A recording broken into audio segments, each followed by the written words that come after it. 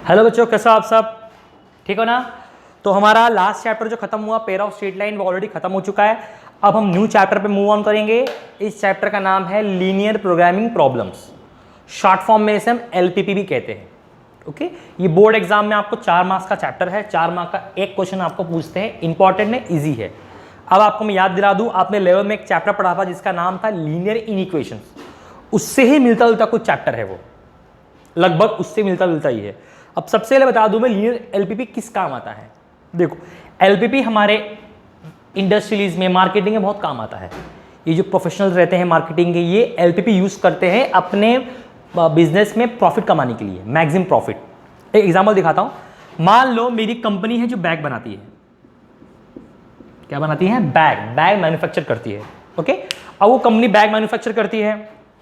अभी क्या है, देखो सुनो, मान लो बैग मैन्युफैक्चर कर रहा हूं तो मुझे मुनाफा चाहिए रहेगा, क्योंकि मैं कंपनी चला रहा हूं। अगर मुझे मुनाफा कम होगा तो भी नहीं चलेगा, मुझे मुनाफा क्या होना चाहिए? मैक्सिमम होना चाहिए। मैं अगर व्यापार कर रहा हूं तो मैं कोशिश करूंगा कि मुझे मैक्सिमम प्रॉफिट मिले, जितना हो सकता है उतना प्रॉफिट मिले। ओके, तो एग्जाम्पल के तौर पर हम लोग एलपीपी यूज करते हैं, मार्केटिंग प्रोफेशनल एलपीपी यूज करते हैं ये पता करने के लिए कि हम कितना बैग मैन्युफैक्चर करें, मैं अपनी कंपनी में कितना बैग बनाऊं कि मुझे प्रॉफिट क्या हो? मैक्सिमम हो, मुझे ज्यादा मुनाफा हो।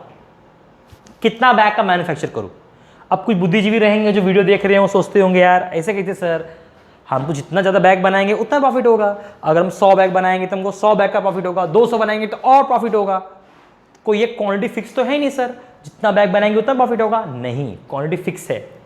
सुनो, मैन्युफैक्चर हमेशा डिमांड के हिसाब से ही होता है। जो कंपनीज मैन्युफैक्चर करती है वो डिमांड के हिसाब से ही करती है। जैसे कि मान लो मैंने 100 बैग बनाया, 100 बैग मैंने क्या किया? मैन्युफैक्चर किया।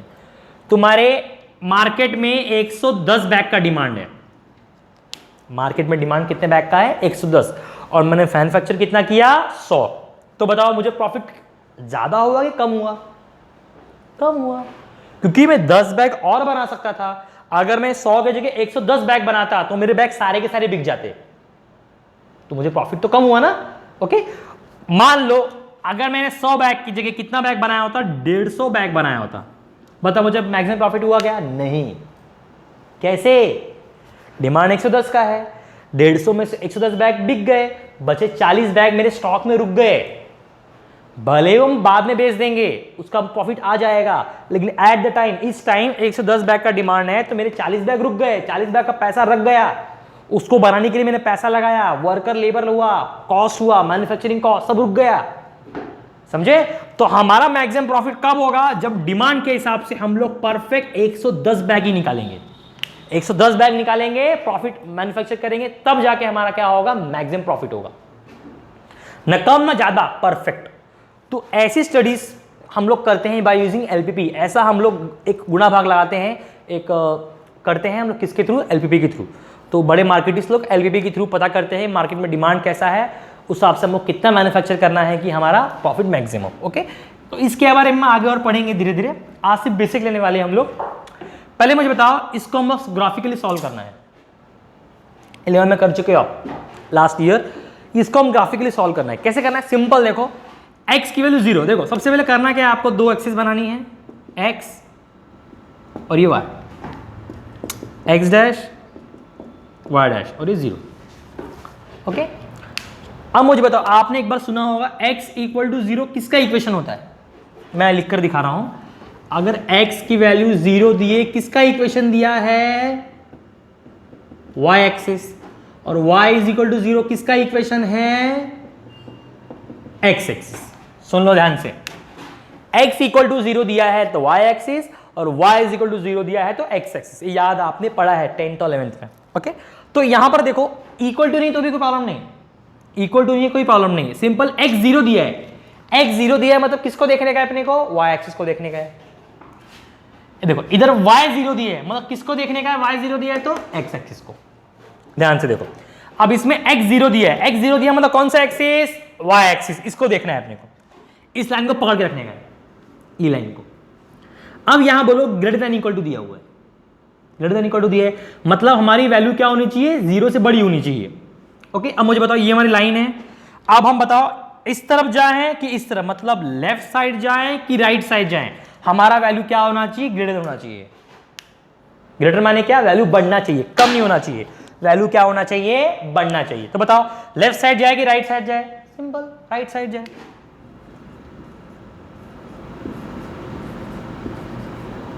हो गया, नहीं समझा, अगला देखते हैं। यहां पर भी सेम, एक x axis, y axis, x dash, Y dash, बीच में ओ,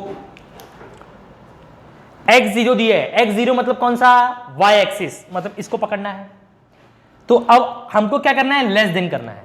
अब मुझे बताओ लेस देन मतलब वैल्यू कम होने के लिए हम पीछे की तरफ आए कि आगे की तरफ जाएं, मतलब लेफ्ट साइड आए कि राइट साइड जाए। वैल्यू कम किधर होता है, इस तरफ कम होता है ना, देखो ना -1, -2, -3, -4, कम इस तरफ होता है ना। तो शेडिंग कहां करेंगे हम लोग, इस तरफ करेंगे, क्योंकि लेस देन बोला है। तो जैसे जब इस तरफ आते जाओगे वैल्यू कम होती जाएगी आपकी, -2, -3, -5, -10, -15 ऐसे। यहां पर क्या था, वैल्यू बढ़ रहा था, तो वैल्यू इस तरफ जाएगा तो बढ़ता है, 1 2 3 4 5 6 ऐसा। इधर पर आ जाओ, ये हमारे 2 क्वेश्चन हो गए। फिर से यहां बनाएंगे एक्सिस, एक्स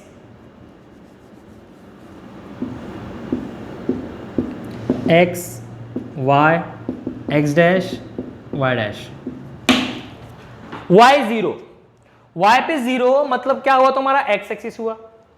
y पे 0 मतलब क्या हुआ, x एक्सिस हुआ, यानी हमको पकड़ लेना है x एक्सिस को जी। अब यहां तो या तो शेडिंग यहां पर ऊपर कर सकते हैं या तो नीचे कर सकते हैं। ऐसे में क्या था, या तो लेफ्ट राइट था, लेफ्ट राइट था, लेकिन ऐसे वाले एक्सिस देखो y0 दिया है ना, y0 मतलब कौन सा एक्सिस, x एक्सिस। ऐसे में या तो हम ऊपर जाएंगे या नीचे आएंगे।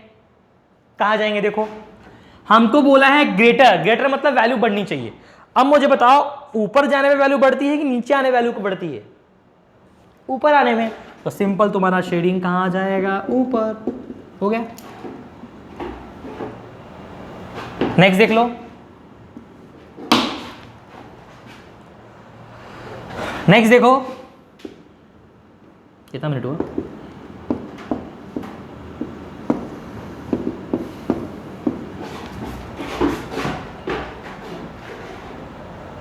कितना, नेक्स्ट देखो। इस बार क्वेश्चन में फिर से बोला है y0, y0 मतलब किसको पकड़ने का, x एक्सिस को, मतलब ये है। अब या तो ऊपर जाएंगे या नीचे आएंगे। अपने को वैल्यू क्या होना चाहिए, लेस देन होना चाहिए। लेस देन मतलब क्या होना चाहिए, कम होना चाहिए। अब बताओ ऊपर जाने में कम होता है कि नीचे जाने में कम होता है, नीचे, तो ये हमारा शेडिंग नीचे आ जाएगा, सिंपल। तो इस तरह ग्राफिकल में सॉल्व करते हैं। ये सब यूजुअली एग्जाम में नहीं आता, ओके। ये सब बेसिक है, जैसे कि आप इंग्लिश सीखने के पहले आप ABCD सीखते हो, पर ये सब इंपॉर्टेंट है, ऐसा नहीं कि नल्ला है, इसको पढ़ना पड़ेगा आपको, ओके। एक बार रिपीट कर देता हूं मैं, x पे 0 दिया मतलब y पकड़ना है, y पे 0 दिया मतलब x एक्सिस पकड़ना है। तो यहां पर अपने को क्या बोला है, x पे 0, x पे 0 मतलब कौन सा, y पकड़ना है।